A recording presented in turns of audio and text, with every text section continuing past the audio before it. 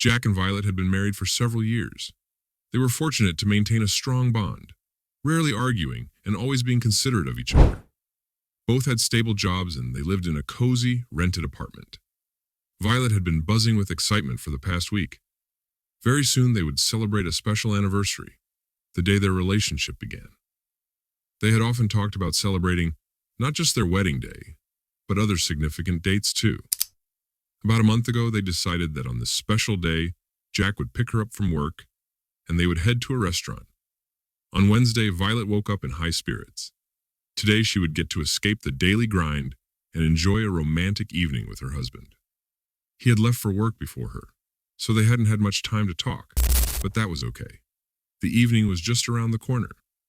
Violet spent the last hour at work eagerly anticipating the night. Would her husband remember the flowers he had brought on their first date? Which restaurant had he chosen?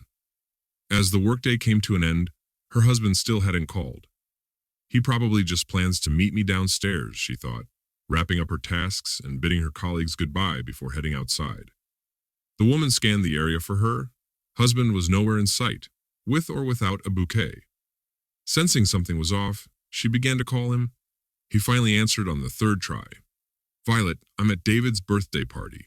He decided to celebrate this year and just called me today, her husband said loudly, trying to be heard over the background music.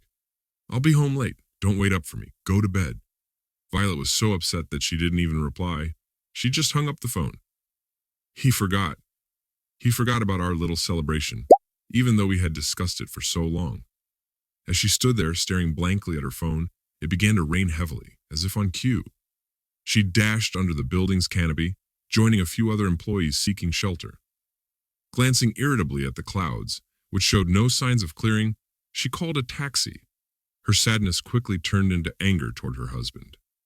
10 minutes later, the car arrived, and a shivering Violet hurried inside.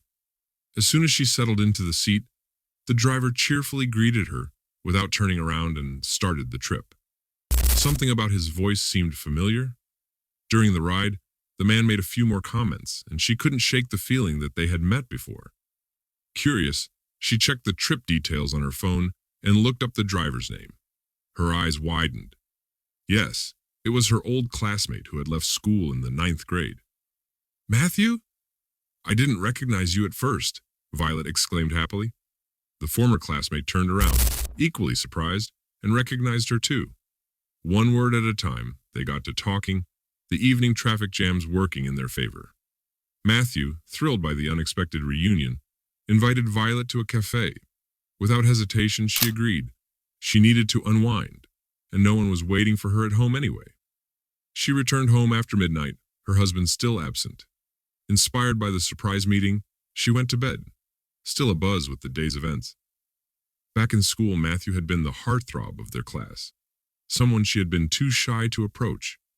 Yet now, they had sat comfortably over tea, chatting like old friends. A few hours later, her drunken husband stumbled into the room, failing to quietly open the door. Reeking of alcohol, he hinted at intimacy. Disgusted, Violet roughly pushed him away, sending him to the sofa in the living room. She felt deeply hurt. Over the next week, her meetings with Matthew continued. He started calling her and inviting her for short walks after work. It was clear that Matthew had feelings for Violet. A recent quarrel with her husband only intensified her desire to keep seeing Matthew. Gradually, their relationship shifted from friendly to romantic. Violet began staying late at work almost every day, claiming it was the end of the reporting period and that everyone was working overtime. She always took a taxi home. Jack didn't find anything suspicious, until one day, he noticed something odd while looking out the window. For the second day in a row, the taxi bringing his wife home had the same license plate. How could that be a coincidence in a city full of cars, he wondered. When Violet came in and started changing her shoes, Jack didn't greet her. Instead, he immediately asked, "Who's driving you home every day?" "I've seen the same license plates for 2 days straight." "Who is it?" "Jack, I think your memory is failing you." "You should get that checked out," she replied coolly. The next day, determined to uncover the truth, Jack decided to arrive early at his wife's office and keep an eye on her movements. Right at 6 p.m., the time everyone usually finished working, The same car he'd seen for the past few days pulled up to the building. There was Violet, not staying late as she had claimed, happily heading to the car and getting into the front seat. Gotcha, Jack thought, discreetly tailing them. They drove around the city for a while, and as dusk settled, the car headed toward a forest park, an area deserted in the evenings, far from pedestrians and traffic. To avoid being seen, Jack parked his car at a distance and quietly approached on foot, hiding behind a tree near where they had parked. He watched intently. Soon, Violet and the driver began kissing. The driver pushed back his seat, and Violet climbed on top of him, starting to undress. That was the breaking point. Jack bolted from his hiding spot, yanked open the front door, and dragged his bewildered wife out. Shoving her aside, Jack turned his fury toward her lover, landing punch after punch to the man's face. It took Violet a moment to process what was happening. When reality struck, she screamed, calling out for help, but the park was empty, her cries echoing into the stillness. After a few more brutal blows, Jack finally stopped, his chest heaving with rage. He fixed his gaze on his unfaithful wife, his voice cold and unwavering. "Your things will be outside. Don't even think about coming home," he declared. Through her tears, Violet opened her mouth to speak, perhaps to plead or explain, but thought better of it. She knew she had crossed a line. It was only now, caught red-handed, that the weight of her actions truly hit her. The divorce was swift. Just as promised, her belongings awaited her at the entrance, stuffed into garbage bags. Later, Violet tried to reach out to her husband, hoping to apologize to fix what was broken. But it was too late. Next story. We grew up in the same little neighborhood in a small town. Well, more like I watched her grow up since she's 5 years younger than me. I remember her as a tiny kid. Eventually, I moved on, went to university in the big city, and basically forgot all about her. She came back into my life when she was nearing the end of her senior year. By then, I had my own business up and running and was well established.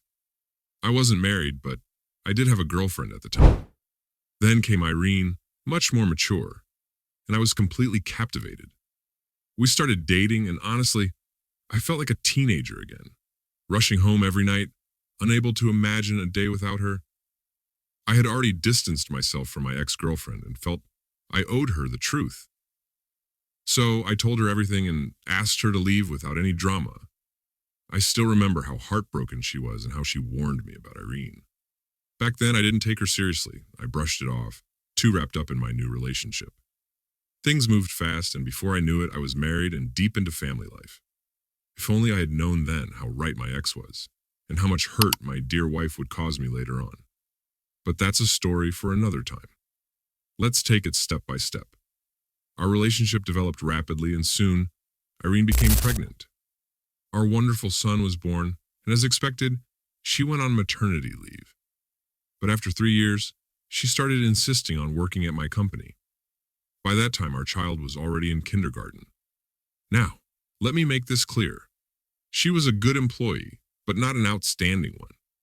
On the other hand, my team consisted of top-level marketers who could launch an advertising campaign for something as simple as candy and still attract massive customer attention. The rest of the team often had to tread carefully around her, though. Meanwhile, she walked around the office as if it were her company, despite generally getting along with everyone.